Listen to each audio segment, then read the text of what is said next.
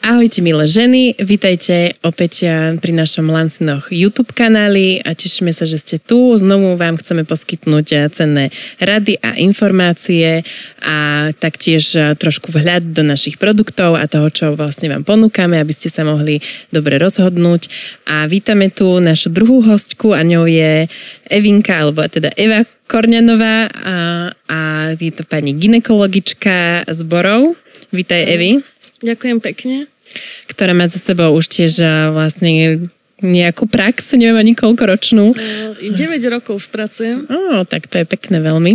A odrodila už naozaj veľmi veľa detičiek, keďže rodila tu na Bratislave, kde naozaj tie čísla posledné roky boli veľmi vysoké. A chceli by sme sa porozprávať trošku o tej predporodnej príprave.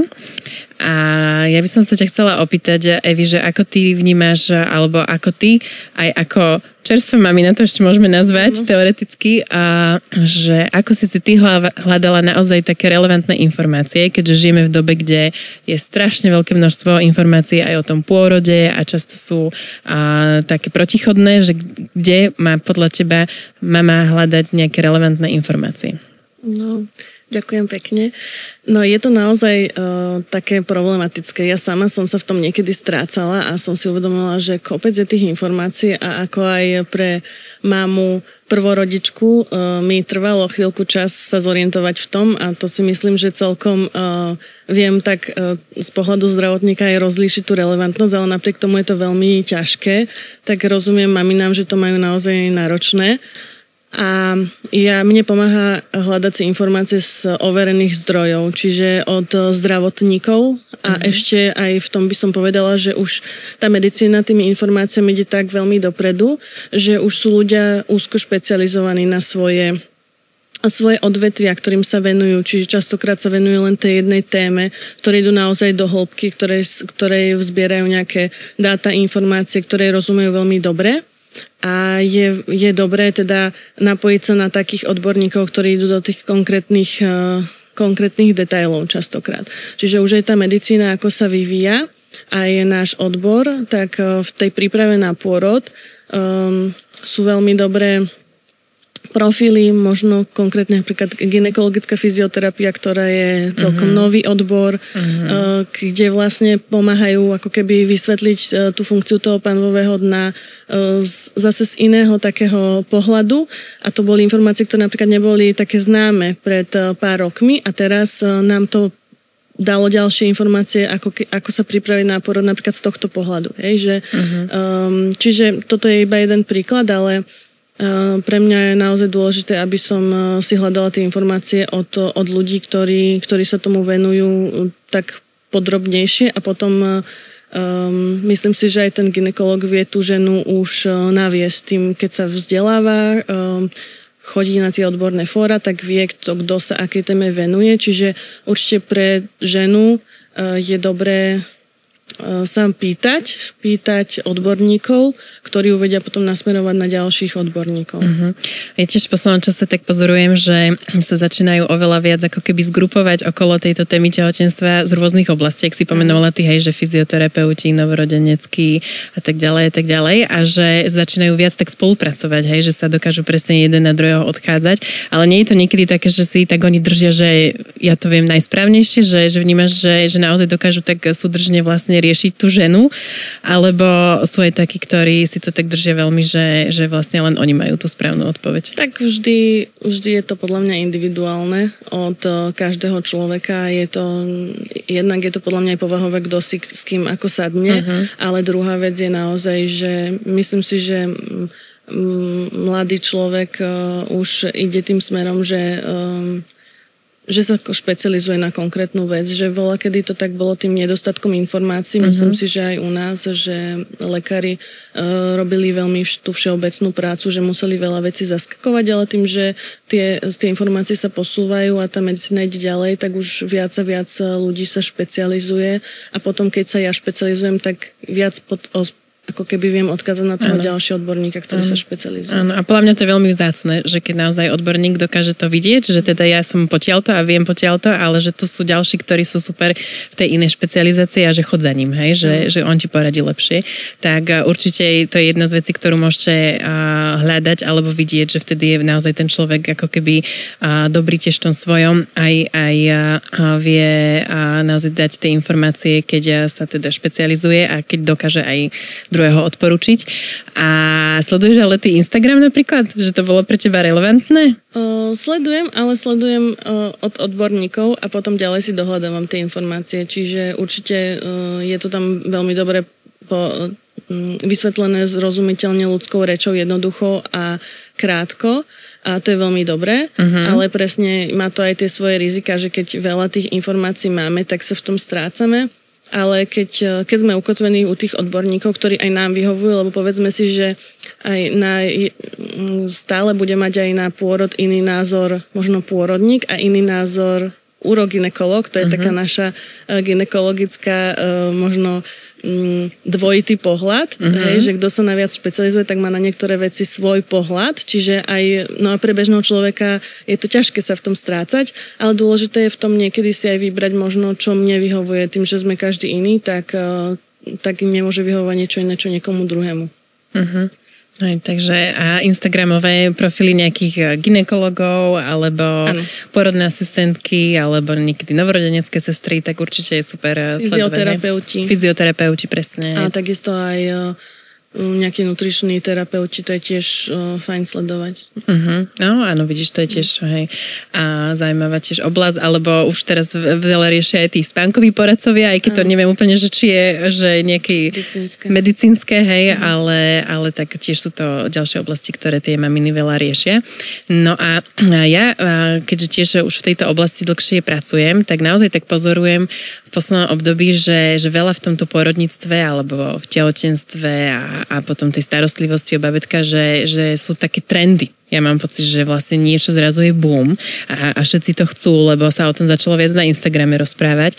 A že ako to vidíš ty, že sú to nejaké trendy, ktoré akože vyšumia, alebo sú naozaj veci, ktoré aj vy vyskúšate a naozaj fungujú, že napríklad, poďme si povedať, hej, že napríklad taká náparka, bylina náparka, že vidíš, že to je taký trend, že zrazu všetci to len chcú, lebo proste to majú v Čechách alebo používajú to tieto pôrodné asistentky a duly, alebo ja neviem, hej, že v Nemecku ešte viac v zahraničí, alebo vidíš, že to naozaj reálne niečo prinieslo a pomohlo tým mamám?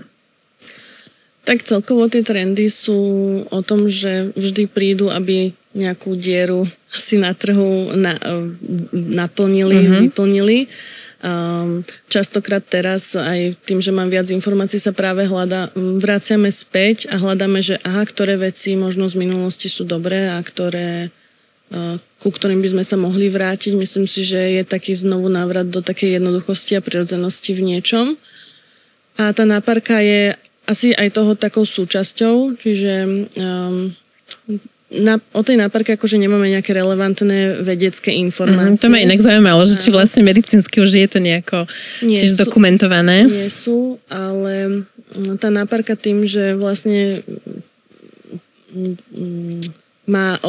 využíva ten byliny, ktoré sú vlastne súčasťou tiež medicíny možno, ktorá bola v minulosti viacej využívaná, ale tie byliny nie sú akože len tou ezoterickou stránkou, ale je to vec, ktorá v minulosti pomáhala liečiť. Čiže je to doplnkové. A stále pomáha, že vlastne stále tie byliny majú to svoje miesto. Majú tam svoje miesto, čiže v niečom je dobré, že sa aj vrátime k tomu a podporíme to zase to medicínske, čo môžeme podporiť.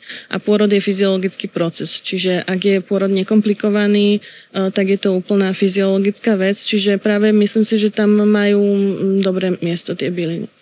Čo sa týka tej náparky ako takej, tak tým, že využíva teplo a byliny, tak pomáha nám to teplo vlastne k tej elasticite a príprave na pôrod.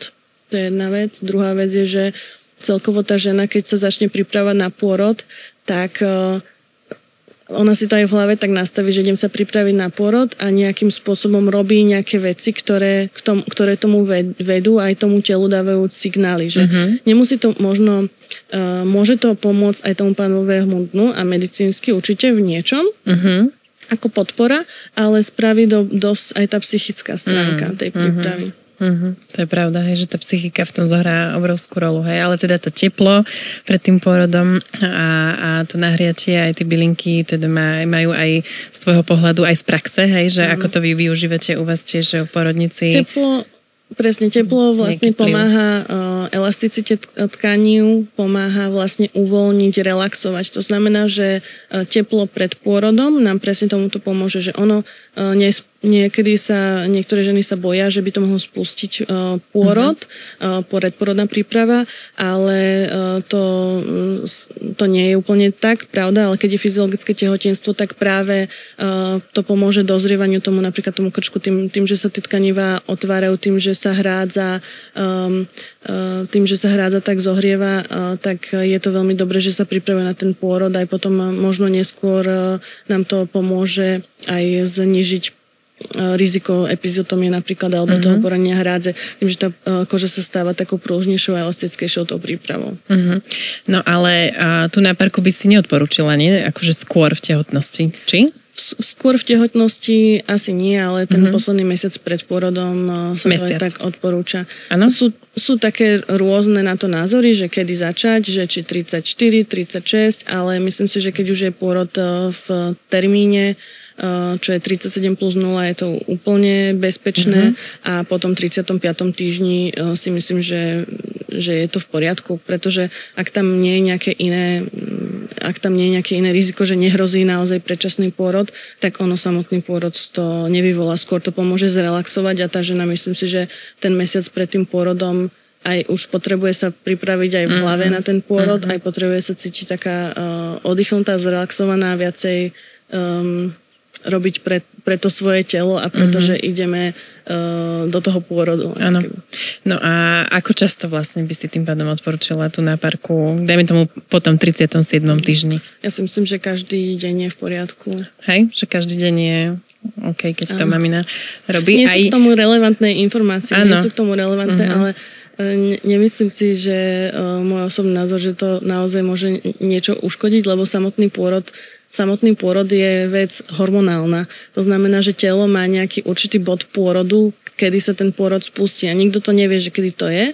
A je to dané medicínsky vlastne oxytocinovými receptorami a nejakou hormonálnou kaskádou, ktorá sa tam deje.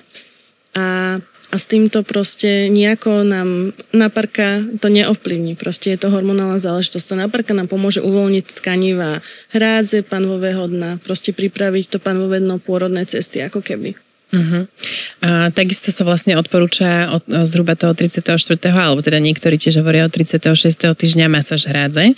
A my máme k dispozícii taký olej na masáž hrádze, ktorý tiež obsahuje vlastne rastlinné prírodné zložky. A ako máš ty skúsenosť vlastne s používaním tohto oleja, alebo že či ako gynekolog naozaj vidíš na tých matkách, že ktoré si masírujú tú hrádzu, že vidíš ten rozdiel? Áno, ten rozdiel tam je viditeľný, presne tým, že sa lokálne tá hrádza vlastne masíruje a sa chystá na to napínanie, čiže pri tom porode je určite elastickejšia. Veľmi dobré je naozaj ten olej používať presne po tom naparení alebo po zohriati tej hrádze.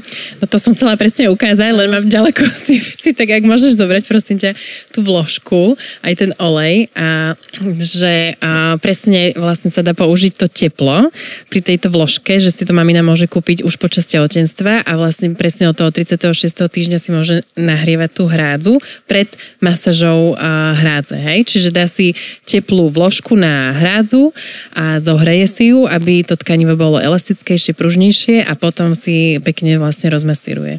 Áno, je to rozdiel. Môžem to aj za seba povedať, tým, že som tiež aj pacientka, nielen gynekologička, tak určite je to cítiť ten rozdiel, ak tá masáž hrádze je robená potom, keď je to tkanivo zohriaté a pripravené na to. Pretože aj mňa ako ženu, ktorá sa pripravovala na pôrod, zaskočilo, že naozaj to až také príjemné nie je. A tým, že si vlastne pomôžeme nahriať tie tkaniva, tak sa stanú takými pružnejšími, hydratovanejšími a je to potom sa to dá, je to také znesiteľnejšie. Možno sa tomu vymyslel blbý názov, keď na tým rozmýšľam, že sa to nemalo volať, že masáž hrádze, lebo to si každý predstaví, že ako ide relaxovať a ako ho masírujú, ale možno sa to mohlo nazývať, že naťahovanie hrádze, alebo neviem, mohli by sme vymyslieť lepší názov pre tento akt, aby ženy boli vlastne také informovanejšie o tom, že čo ich vlastne pri tej masáži čaká a no, tak si to môžeme dať ako domácu úlohu, alebo ak by ste chceli, milé ženy, môžete nám napísať, že ako by ste to vy nazvali, ak máte s tým skúsenosť. Ale teda tá masáž hrádze aj tá náparka, hoci sú také novodobé trendy, tak určite by si povedala, že sú vlastne super a že z tvojho pohľadu ako zdravotníka pomáhajú teda ženám.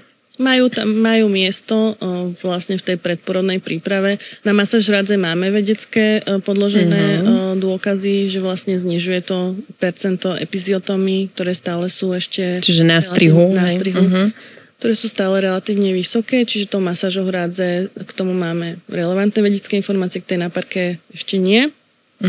Ale určite je to veľmi dobré pred tým pôrodom.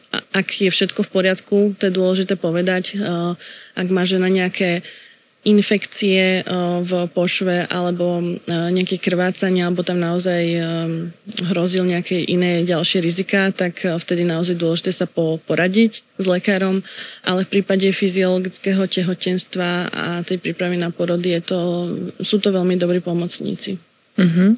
Ďakujem za tvoje pohľady a myslím si, že môžeme uzavrieť túto tému a určite vám to teda odporúčame, a aby ste aj používali dostupné veci, ktoré sú na prípravu na pôrod, čo sa týka hrádze, ako napríklad tá masáž, alebo to teplo, alebo náparka a verím, že si tak môžeme vlastne pomôcť naozaj aj pri tom pôrode. A ďakujem za tvoje pohľady, aj za tvoju skúsenosť a vidíme sa alebo počujeme sa aj pri ďalšej téme.